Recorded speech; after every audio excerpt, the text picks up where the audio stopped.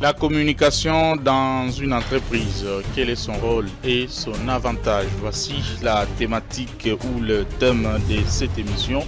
Aujourd'hui, la voix de l'expert. Nous recevons pour vous un expert en communication. On l'appelle d'ailleurs très souvent les cas possibles ou le coach sur mesure. Il est expert en communication, mais aussi coach en développement personnel, aussi un motivateur amoureux des jeunes garçons, très populaire aussi. Il encadre très souvent les jeunes partout où il est, pas seulement à Kinshasa, à Kisangani, Lubumbashi, partout en République démocratique du Congo. La surprise, il est habillé de la même façon que moi, même couleur, mais c'est moi le présentateur et lui est l'invité. Il s'appelle Eugène Kandolo, à qui nous avons le plaisir de dire bonsoir et bienvenue. Bonsoir Guilain, merci d'avoir envoyé les paparazzis chez moi pour voir de quelle couleur je serai habillé, afin que vous puissiez vous habiller aux mêmes couleurs. En tout cas. Et vous avez appelé ça sur le plateau coïncidence. Coïncidence. Merci beaucoup, c'était une anecdote pour rire, c'est carrément une coïncidence assez très curieuse. Je ne sais pas comment Percé et Nyota ont fait pour envoyer leur caméra chez moi à la maison. Comme on dit, tout est communication. Ça donne quelle communication? Bon, mais cette coïncidence est bien heureuse. Voilà, ça montre toute la convivialité avec laquelle on va faire cette émission. C'est une émission de salon, c'est une émission, voilà, donc confortable. Et voilà, le message est passé. Je rappelle que c'est la première fois que nous vous recevons dans cette émission. Oui, bien évidemment, après plusieurs tentatives. Après plusieurs en tout cas, parce que vous avez beaucoup d'occupations, beaucoup de préparations, en espérant que ce n'est pas la dernière. Non, non, c'est pas du tout la dernière fois. Chaque fois que l'opportunité nous les donnera, que ça soit en cette casquette ou en une autre casquette, parce que, bon, après, le dynamisme de la vie peut faire que demain, je puisse avoir un autre statut qui fait que, bon, voilà, je sois appelé à venir répondre à une invitation avec une autre casquette. Mais ça sera toujours un plaisir parce que les sujets de société, tout ce qui concerne la vie, le développement, l'avancement du monde, ça nous intéresse. Et aussi, comme vous l'avez dit tout à l'heure, la question de la jeunesse nous passionne, même s'il y avait un lapsus qui risque d'être très mal compris. Moi, je fais la communication. Amoureux des jeunes garçons. Non, amoureux des jeunes, en général, de la jeunesse congolaise. Il faut dire ça comme ça. Ça risque d'être pris. Et bon, après, le ministre de la Justice va commencer à nous regarder. C'est ça le problème. Alors, donc, nous avons rectifié. Très important. Voilà. Ah oui.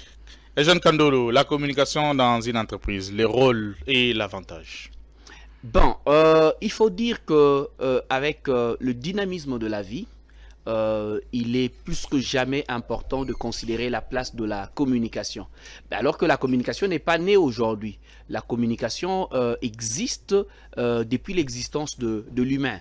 Il y a même un courant qui démontre, quand on parle on parle toujours de ce qu'est le média, ce que la communication fait sur les gens, quand on parle des effets, de l'impact de médias, mais il y a un autre courant qui s'est posé plutôt la question de ce que nous faisons de médias. Cela s'inscrit dans ce qu'on appelle le besoin fondamental de l'information. Or, l'information, c'est les contenus de la communication. On ne peut pas parler de la communication s'il n'y a pas l'information. Et donc, pour montrer que la communication est inhérente à l'existence humaine, quelle que soit sa forme. Déjà, l'enfant qui naît, il faudrait qu'il puisse pousser un cri pour que ses parents et les médecins et les femmes sages puissent être sûrs que cet enfant est en vie. Donc, il a communiqué.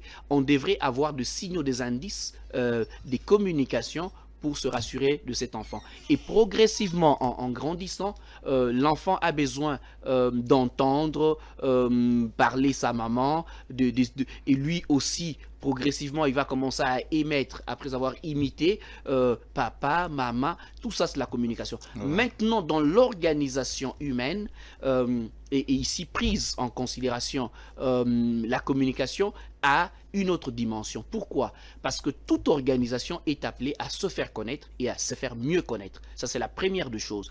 Et donc, elle doit recourir à la communication. Mais avant de se faire connaître, l'organisation a besoin de se rassurer en interne.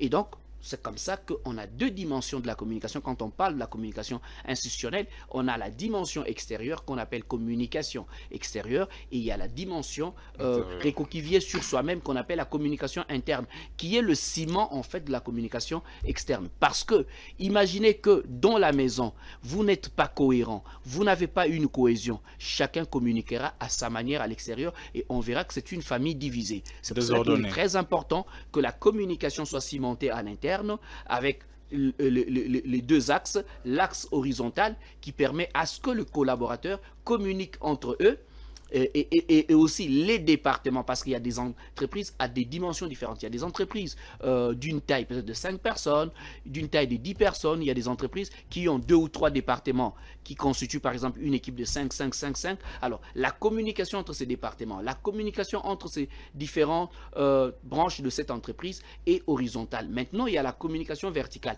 hiérarchisée. Ça veut dire de supérieur vers les subalternes, avec une flèche montante descendante.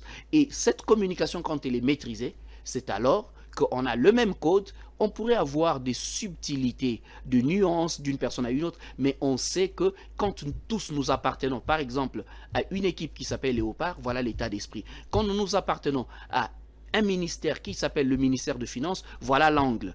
Quand nous nous appartenons à une organisation qui s'appelle gouvernement provincial, voilà l'angle qu'il faut faire. Et c'est comme ça que tout le monde s'approprie. Quand le gouverneur va lancer par exemple son projet coup de poing, vous allez voir qu'il y a 2 ministres qui sont aussi là, qui ont mis leur gilet de travail pour montrer la symbolique. Donc la communication interne est très importante à l'organisation avant d'aller même à l'extérieur. Aujourd'hui, la communication occupe une place indispensable. Ce n'est pas juste quelque chose d'aléatoire qu'on peut réduire à l'impression de calicot ou bien des t-shirts, mais c'est toute une organisation qui met en place une stratégie. Voilà pourquoi on parle de la stratégie de communication qui s'accompagne toujours avec la stratégie marketing si l'institution est d'ordre mercantile et poussée vers la commercialisation de produits et de services. Merci beaucoup, Jeanne Kandolo. Une question de curiosité. Cela va permettre au moins aujourd'hui à nos téléspectateurs de savoir qu'est-ce qui vous a motivé aujourd'hui à faire la communication. Ben, c'est vrai que chaque personne se recherche dans la vie. On ne peut pas avancer dans la vie si on n'a pas une boussole. La boussole, c'est la vision. La vision, en fait, c'est la représentation de soi-même dans le futur possible. Et donc, quand on a décelé la vision, qui est en réalité notre capacité à capter les éléments de nos rêves, et donc, cela nous conduit. On ne peut pas aujourd'hui se positionner comme quelqu'un qui veut devenir médecin et aller s'inscrire dans une faculté de droit. Impossible. Donc c'est la vision. Je parle souvent de la dictature de la vision. La vision te conditionne la voie que tu dois prendre pour arriver à la finalité que tu rêves.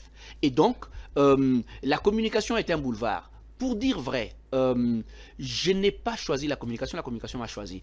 Je suis tombé dedans comme dans une potion magique et je me suis senti dans la meilleure des assiettes qui étaient en fait conçues pour moi. Et la communication dans sa transversalité m'a permis de toucher un peu plusieurs domaines de la vie. Aujourd'hui, moi, je suis transversal.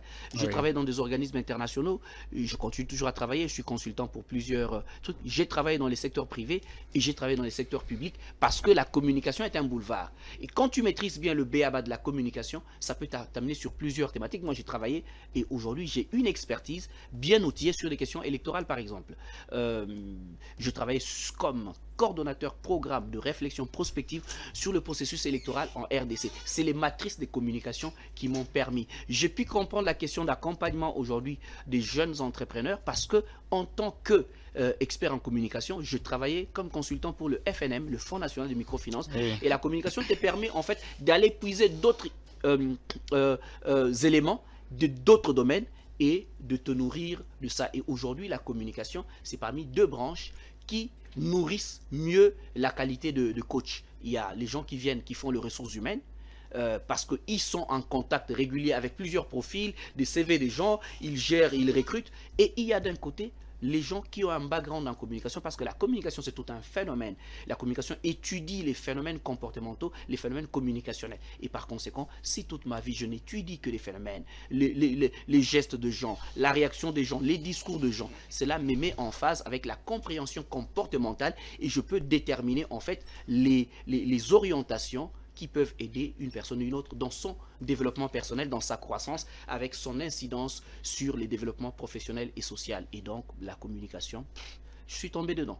Merci beaucoup. Parlons de chargé de communication. Par exemple, quels sont les profils types qu'il doit avoir un chargé de communication? Bon, il faut toujours dire que dans la vie, il y a un côté inné que les gens ont et un côté formation, background que l'on ajoute.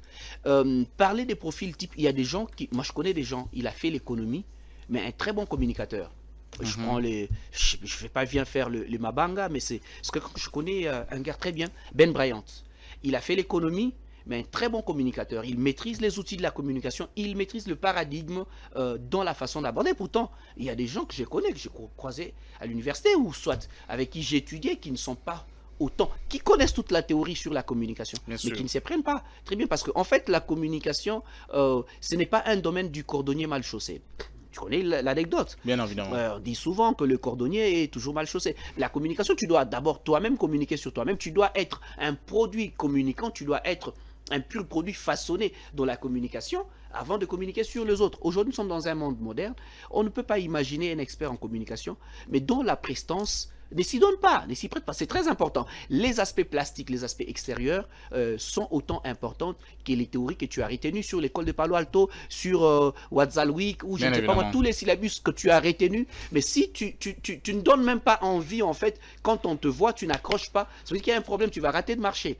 Donc, tu dois communiquer, avoir des ingrédients communicationnels toi-même, avant de chercher à communiquer pour les autres. Et donc, un bon communicateur doit effectivement d'abord être quelqu'un qui a un background en communication, mais ça ne suffit pas.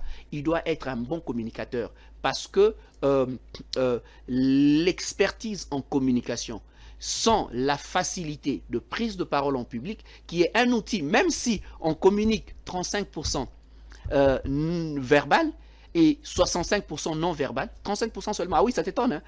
Dans l'ensemble des communications, que tout ce qu'on fait dans la vie, l'on communique 35% seulement verbal.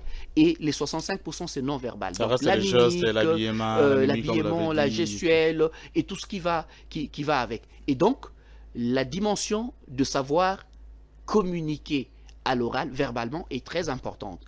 Mais un expert en communication, un chargé de communication, c'est avant tout la capacité de mettre en place une stratégie de communication idoine qui accompagnerait une institution, qui accompagnerait en fait la personne que tu accompagnes. C'est comme ça que souvent l'on dit, on n'a pas besoin qu'un directeur de communication, par exemple du chef de l'État, puisse être chaque fois sur le média en train de parler. Lui, il conçoit la politique communicationnelle du truc. Et c'est lui-même qui doit donner les éléments de langage, même à la porte-parole.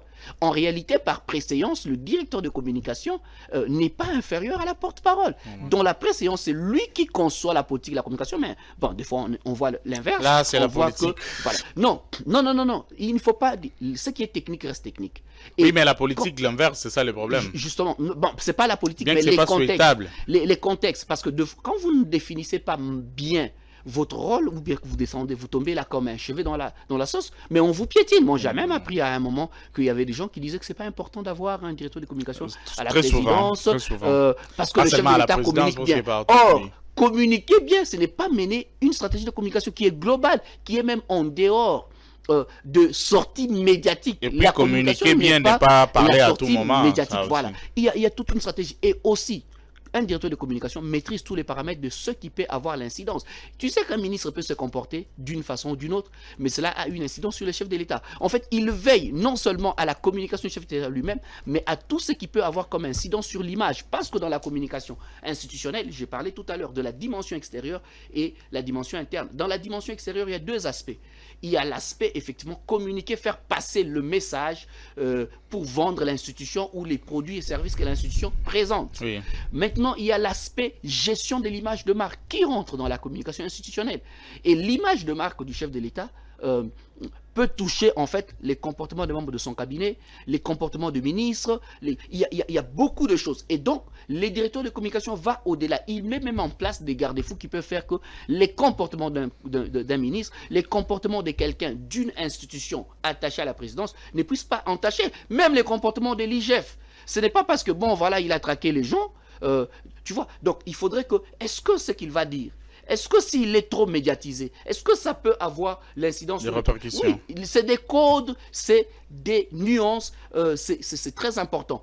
On ne peut pas avoir un ministre, alors qu'on met en place la CENI et que l'opposition est en train de décrier la CENI, mais un ministre entre en guerre avec le numéro 1 de la CENI et sur la place publique. Alors ça, l'incidence sur l'image du chef d'État. Tout ça, en fait, c'est des briefings que le directeur de communication doit faire avec les gens. Il doit soit envoyer de petites notes circulaires parce qu'il est investi du pouvoir. Il représente la politique communicationnelle de l'institution présidente. Il ne doit pas avoir peur, mais il doit s'assumer. Mais quand il est mou, mais quand il croit que la communication se limite, par exemple, à passer sur le plateau, ça tue la communication, comme je disais. Trop de communication tue la communication aussi. Non, non, c'est pas cet adage-là qui est bon marché. Oui, mais c'est très souvent ce qu'on dit. C'est en fait dans la mesure où, quand on fait un laisser-aller, quand on pense que la communication, c'est seulement le fait de communiquer verbalement et on oublie tous les aspects, reste, oui. Voilà, on va tuer. Cette phrase, je l'entends souvent et c'est trop facile parce que tout le monde... Vous êtes expert. Je vois même des gens qui, à peine un chef de l'État parle, quelqu'un commence à critiquer le discours. Est-ce qu'il devait parler? Mais finalement, aujourd'hui, personne ne peut faire l'unanimité. Mais ce qui est important, il faut rester sur des créneaux techniques, que ce soit pour les organisations, que ce soit pour les entreprises. J'ai vu, on ne va pas faire leur publicité, mais j'ai vu la polémique autour d'un produit de boisson qui sur les réseaux sociaux. Chacun est en train de prendre sa communication. Vous êtes expert en communication, et Jeanne Kandolo. Comment vous jugez la manière dont les autorités communiquent, les autorités congolaises? Des fois ça laisse à désirer parce que c'est l'homme public et c'est l'homme de la rue maintenant qui vient corriger, même si, même quand vous le ferez très bien, les gens viendront toujours en dire quelque chose. On ne va pas prendre forcément ce que la rue dit, mais il faudrait effectivement savoir s'en tenir. On a vu, par exemple, avec le feuilleton de l'UDPS. Et on sent qu'il y a un vrai problème de communication. Même malheureusement, souvent c'est la suffisance. L'institution ou la personnalité animatrice d'une institution, dès qu'elle est déjà arrivée à ce niveau-là, il va te dire, bon, c'était sans diplôme, c'était sans expertise que je suis arrivé, alors tu ne peux rien me dire avec toi.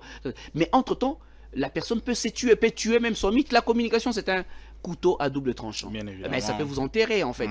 Il y a eu une communication dernièrement qui a été faite. Après, est-ce que c'était peut-être avec des mauvaises intentions ou des bonnes intentions? Mais ça a été récupéré comme une communication contre-productive. Tu ne peux pas être le chef, le leader d'un parti et dire que ce parti-là n'a pas atteint les objectifs. Ce parti-là a déçu les gens. Ça veut dire que toi, tu dois démissionner. Ça veut dire que tu n'as pas atteint, parce que c'est toi qui choisis les animateurs de ce parti. C'est toi qui case les PCA, le DG par-ci, par-là, parce que c'est toi qui le propose. Mais si tu dis que ce parti n'a pas atteint ses objectifs, toi-même qui n'a pas atteint les objectifs. Malheureusement, il faudrait que quelqu'un le lui dise, mais ses oreilles sont bouchées, il ne va pas entendre parce qu'il est suffisant, il dit qu'il est arrivé et qu'il n'a pas de leçons à recevoir de gens. Il faudrait que quelqu'un les lui dise. Je pense que vous venez de les dire comme... mais c'est pas la première fois qu'on le dit. On a parlé plusieurs fois sur les types de communication. Les gens qui ont parlé peut-être ne sont pas experts en communication comme vous. Moi, je pense que ce que vous dites... J'ai l'avantage doit être pris en compte par tout le monde.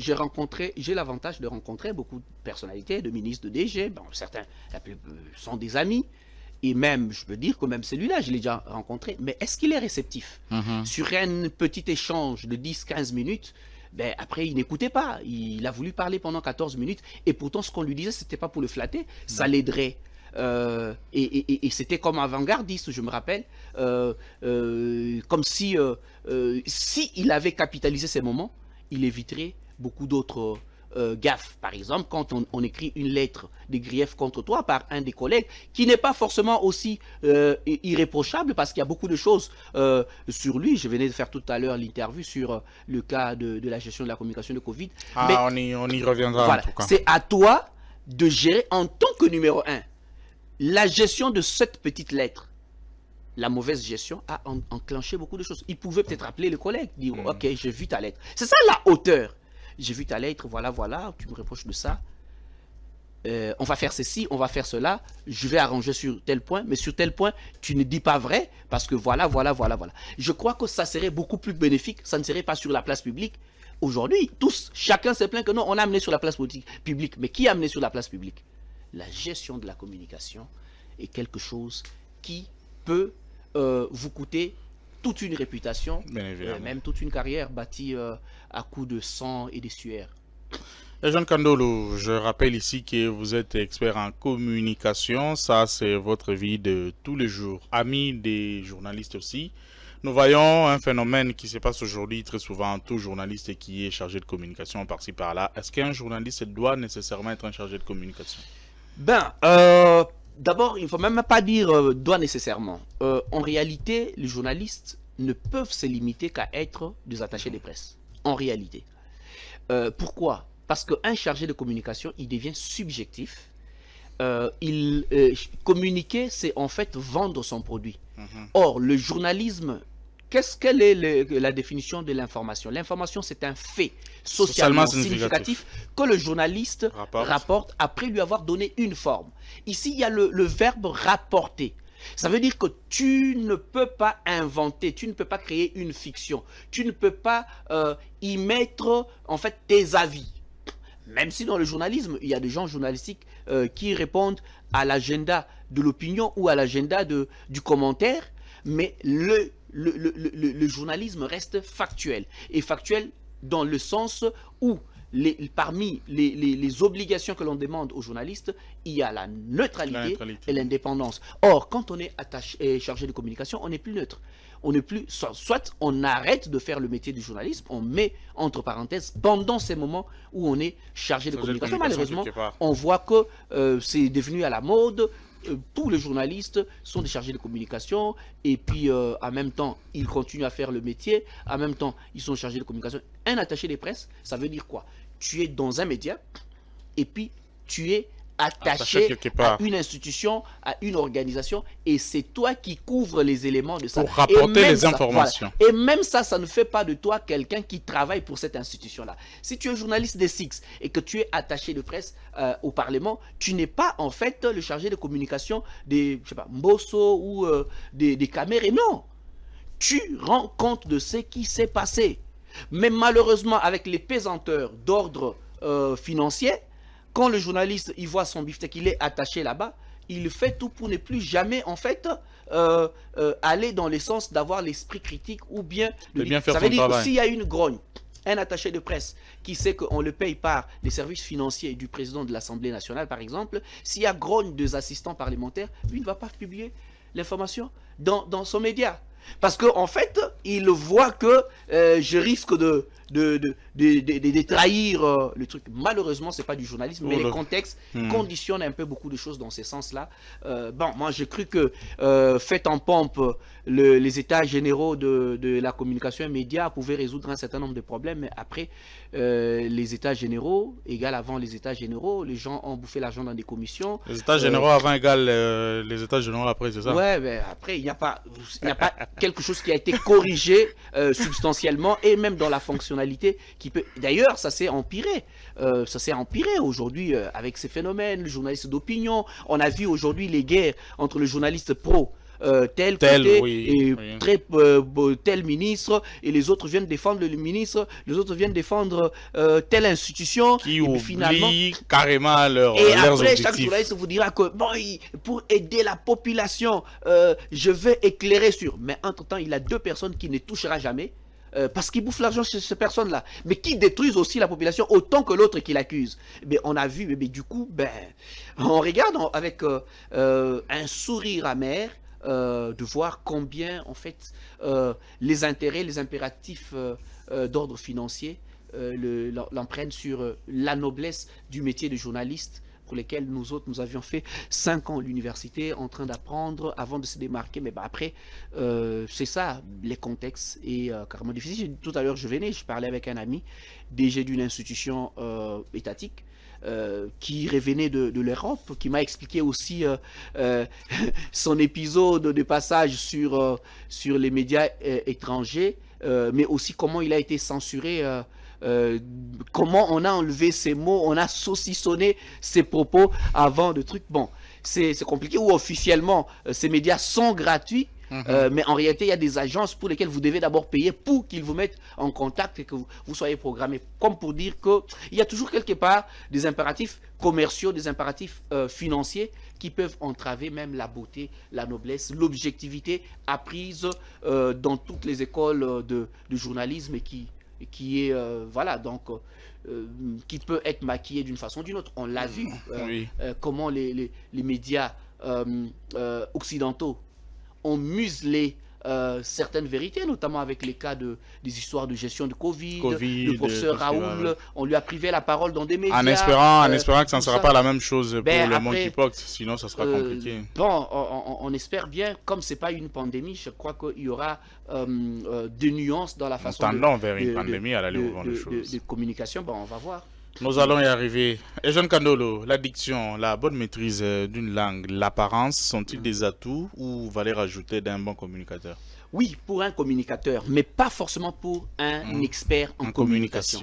Parce qu'un expert en communication, il élabore, comme je dis, il élabore des politiques de communication des institutions. Et là, c'est pour un communicateur. Voilà, ça ne lui demande pas forcément d'être celui-là qui a une tenue, qui a une prestance, qui a une diction avec un français 5 étoiles. Mais après, si c'est un atout qui peut te permettre de vendre tes services, c'est très important. Parce que j'ai dit tout à l'heure que le métier de communication, c'est pas un métier de cordonnier mal chaussé. Donc, si toi, tu es expert en communication, mais que tu ne parles pas bien, ou soit tu as une grosse veste qui dépasse les épaules, c'est des éléments qui peuvent être en ta défaveur. Quand il faut vendre des produits, tu vas brandir. Bon, j'ai fait l'école supérieure de journalisme de Lille, bon, j'ai fait ceci, je donne cours à l'IFASIC depuis 15 ans, je fais ceci. Mais après, quand on regarde, on préfère un jeune qui a peut-être 2 ans d'expérience, mais qui est très bien présenté. Ça, c'est très important. Très important. Mais donc, il est très important de parler bien français, d'avoir une bonne diction, mais de savoir ce qu'on dit. Parce que dans la communication, la simplicité est très importante. On a vu à l'époque des porte-paroles des partis politiques qui viennent utiliser des mots Scrabble. Mais en fait, la communication n'est pas un lieu d'impressionner les gens. C'est un lieu, en fait, d'utiliser des concepts faciles, comestibles, pour se faire écouter. Clair. Voilà. Et ça, c'est très important. La concision, la précision et la clarté dans le choix de mots. Et surtout, quand on sait que la valeur sémantique, le poids de signification des sens de mots peut différer. Alors il faut utiliser des mots qui ne sont pas ambigus, qui n'ont pas plusieurs sens, de manière à ce que votre communication reste fluide et que vous puissiez être efficace dans cette façon de... Donc là, je pense que ça nécessite au moins un diplôme pour être un expert en communication, un communicateur alors. Parce qu'il y a de ceux-là qui sont communicateurs ou chargés de communication qui ne savent pas tout ce que vous venez d'évoquer là. Oui, mais après, ils savent le canal de comment ils vont diffuser à la chaîne. Ils ont un réseau, des amis journalistes. Un réseau, puis, je peux appeler réseau mafieux que les gens utilisent. Et puis, ils savent comment... jongler avec telle ou telle autre chaîne, tu vois. En fait, ici, c'est le chemin rapide. C'est quoi le raccourci? Connaître quelques médias, avoir la facilité... entrer en contact avec eux. Après, voilà. Et puis avoir un peu un côté flatteur.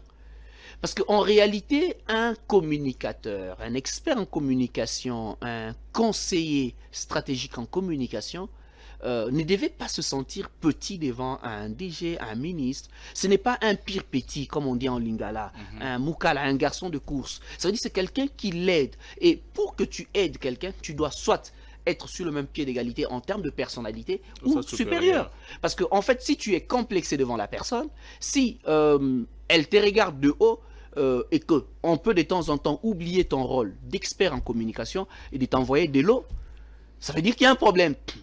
Tu vois, de dire par exemple, bon voilà, j'ai une copine tel endroit, prends cette enveloppe, va donner à la copine, alors que toi tu es expert en communication et que tu es censé, tu vois. Donc, et donc, mais c'est quelqu'un qui doit aussi avoir une fierté et le sens de l'honneur quand ça ne va pas. Pour démissionner, moi j'ai posé une question à un ami, comment tu peux être les chargés de communication de la personne qui est la mal vendue? Et pourtant tu as des diplômes au niveau international, tu as des trucs. Et tu es fier de dire aux gens que je suis chargé de communication. Je ne fais rien pour vendre son image. Après, s'il dit non et n'écoute pas, Oh, Ils mais n'écoutent pas. Mais après, tu démissionnes. C'est ça ça sert à aussi. rien. C'est ça. Malheureusement, on est conditionné. J'ai parlé des pesanteurs financiers. Le sens de l'honneur, beaucoup de gens n'ont pas. Les gens préfèrent rouler dans une carrosse tout en sachant Être maltraité. qu'il est maltraité, mais Oh là après, là. il frime auprès d'autres personnes. Donc, la dignité, ça devrait être l'une des caractéristiques de personnes qui aident les autres à s'améliorer. C'est comme ça qu'on a beaucoup d'institutions qui fautent euh, sur le plan de la communication, sur le plan de l'image, sur le plan de l'entretien de l'image de marque de l'institution qu'ils sont en train de tenir. Merci beaucoup, Eugène Kandolo. Nous avons l'épidémie monkeypox, c'est l'actualité. D'ailleurs, si nous vous avons appelé, c'est aussi pour cette question. Le ministre de la Santé publique s'est prononcé quant à ce. Comment vous jugez sa communication, la communication du gouvernement par rapport à cette maladie? Bon, on va la juger sur le long terme, parce que comme je le disais tout à l'heure, la communication c'est un tout. Et parce que c'est une communication de réaction, parce qu'il ne faut pas qu'il y ait un vide. Sinon, les gens prendront les choses comme ils veulent. Déjà sur les réseaux sociaux, ça va dans tous les sens. La maladie, ça paraît un peu comme un truc mystérieux. Alors, il faudrait qu'on explique. Et je disais tout à l'heure qu'il y a deux approches très importantes. Il y a une approche de sensibilisation, parce que c'est la communication que l'on doit faire pour dire aux gens que la maladie existe bel et bien, parce que ça, c'est la première des choses. Parce que si on laisse, qu'est-ce qui va se passer? D'autres personnes dans les réseaux sociaux risquent de dire que c'est faux, ça n'existe pas, c'est imaginaire. Et ils vont même dire en lingala, ils ont une image à les réseaux sociaux. Ça veut dire que la communication officielle doit s'assumer pour dire que ça existe. Et que nous avons dénombré autant de cas, et que voilà ce que nous avons pris comme mesure pour arrêter la propension. Maintenant, faire une communication pédagogique. Cette maladie vient d'eux. On la contracte par telle ou telle autre voie. Pour éviter la contamination, voilà l'attitude. J'ai suivi une émission, je crois avant-hier, où il y avait des axes pédagogiques comme ça. Mais je crois que c'était un médecin qui expliquait. Mais il faudrait maintenant que les médecins se fassent accompagner des experts en communication, mais des experts en communication qui comprennent la problématique de la santé. Et c'est ça, en fait, ce qui est très important. Et ça permettra à avoir deux paradigmes, des éléments de langage appropriés et avec la segmentation de la cible. On ne communiquera pas auprès des institutions comme on communiquerait à la population. On ne communiquerait pas en ville comme on communiquerait dans des milieux périurbains et tout ça. Donc il faudrait maintenant se penser cela, et il faut une équipe de communication, non pas basée sur tel cousin vient, tel truc vient. Il est lui-même dans l'équipe de Covid, mais il crée une agence qui doit soumissionner. Il va, en fait, généralement, c'est ce qui tue, et après ça devient juste COP. Quand les gens les prennent comme COP, c'est fini, on passe c'est foutu. à côté des objectifs. Parlant de la Covid-19, comme vous le savez, nous avons connu une communication qui était presque très mal jugée. D'ailleurs, une mauvaise communication, ça tout le monde le sait. Par rapport à la Covid-19, pour éviter le même, ou soit la même chose, ou soit les mêmes erreurs du passé, ou soit quelle solution vous avez ou pouvez donner pour une bonne communication autour de l'épidémie monkeypox? Bon, je disais que les contextes ne sont pas les mêmes. Ça, c'est d'abord une chose à savoir. Covid venait d'ailleurs, avait déjà fait les dégâts ailleurs. Et ça venait. Or, ailleurs a communiqué sur base de sa subjectivité et pour transmettre ça. Or, l'Afrique devrait avoir sa propre communication orientée vers les contextes africains et les réalités. Parce que pour l'homme occidental, c'était quoi? Comme cette maladie a ravagé ici, et que nous croyons supérieurs aux Africains, et que nous avons des outils modernes plus que les Africains, ça veut dire que ça va faire de ravages 3 fois plus que là-bas. Et du coup, c'était une communication terroriste. C'était une communication, en fait, de paternalisme teinté, en fait, d'arrogance inimaginable. Et moi, à un moment, j'ai éteint tous les médias occidentaux, parce que dès que tu ouvres les médias occidentaux, on veut juste dramatiser la chose. La même chose qui revenait. Voilà. Dramatiser la chose, c'est toujours... ce matin, 243 morts dans tel pays, 244 dans tout, 200... Mais finalement, et vous avez comme impression... Et pendant ce temps, nous, par une petite réflexion, sans être médecin, une réflexion logique, on disait des choses qui se sont vérifiées plus tard. On évaluait le cas, par exemple, parce que, entre autres symptômes qui caractérisaient cette Covid, il y avait la grippe. Il y a eu aussi d'autres types de grippe avant. On a eu la grippe aviaire, HN5, tout ça. Mais ce sont des choses qui ne se sont développées que dans des pays occidentaux, dans des pays du Nord. Pourquoi? Parce qu'ils ont des climats tempérés et des climats orientés vers le truc. Nous l'avons démontré scientifiquement sans être des médecins ou des experts en épidémiologie. Oui. Ça, c'est un raisonnement logique de toute personne qui a pris au sérieux ses études de l'école maternelle à l'université. On a démontré que depuis que nous grandissons, les Blancs meurent de la grippe. Les Noirs ne meurent pas de la grippe. La grippe, on a grandi avec ça. On fait la grippe et tout ça. Si les plus grands Et on est guéri d'ailleurs, voilà, sans même prendre les médicaments. Et quand on disait ça, les gens disaient que non, c'est juste pour banaliser, il faut faire attention. Mais en fait, on ne peut pas, comme de petits enfants, on nous explique un phénomène, alors que dans la logique de réflexion, il y a aussi une réflexion empirique. Une réflexion empirique va de l'observation. Tu peux ne pas être expert, mais tu observes des phénomènes et tu peux avoir des conclusions qui peuvent être des hypothèses, mais à valider. Mais si tu refuses même qu'on fasse une réflexion qui donne une hypothèse, c'est qu'il y a un problème. Et là, ce n'est plus scientifique. Voilà. Or, tout ce que nous disons, ce n'était pas des conclusions, mais c'est des hypothèses qui sont dans une réflexion logique issue de l'observation directe, qui est en fait une des méthodes empiriques efficaces. J'ai regardé ceci, je regardais cela, j'ai regardé ceci, ça donnait ceci. Dans ces contextes, les marges de probabilité pour que les Africains puissent mourir face à cette situation sont moindres que les hommes de l'Occident des peaux blanches. Mais c'était juste une réflexion, pas forcément des hommes de peau blanche, dans un environnement de climat tempéré, des climats du Nord. C'est normal que ça soit développé plus que dans un environnement de climat tropical. Ils l'ont reconnu plus tard parce qu'ils ont commencé à dire que c'était un miracle. On a commencé à faire des émissions sur les chaînes étrangères pour dire pourquoi les Africains ne sont pas morts. Mais les Africains vous ont dit dès le départ, nous avons cette tête pour réfléchir. Dieu n'a pas créé les cerveaux de l'homme blanc ou bien de l'occidental plus supérieur que celui de nôtre. Il y a des choses basiques sur lesquelles on peut réfléchir sans banaliser la vie de l'expert. Mais il ne faut pas que ça soit un expert robotisé. Parce que, vous voyez avec la certification, c'est la conformité à ce qu'on t'a appris comme modèle. C'est pour cela, moi, des fois, je suis très contre l'histoire des diplômes et des certifications. Parce que tu ne peux pas réfléchir par toi-même. Or, les gens les plus puissants du monde n'ont pas été certifiés. Bill Gates, Mark Zuckerberg, c'est des gens qui sont sortis du moule de la certification, qui ont voulu démontrer autre chose que ce qu'on apprenait. Je ne suis pas en train de diluer l'université ou le monde. Mais c'est pour montrer que quand on laisse la liberté à un esprit de réfléchir, il sort souvent de choses qui ne sont pas conformes au moule, mais qui sont trucs. Combien de gens, de fois, j'ai discuté avec, par exemple, des jeunes qui sont forgés dans des OSC, Organisation de la Société Civile. Et toujours, les TEDR, la fiche technique. Mais ils vous demandent tout ça, mais ils font des activités qui ne sont pas efficaces. Oui. Moi, ça fait 4 ans que je fais valeur ajoutée. J'ai fait l'évaluation, j'ai fait les trucs, j'atteins les objectifs. Je n'ai pas pris le temps d'écrire la paperasse. Bon, le chronogramme, le truc.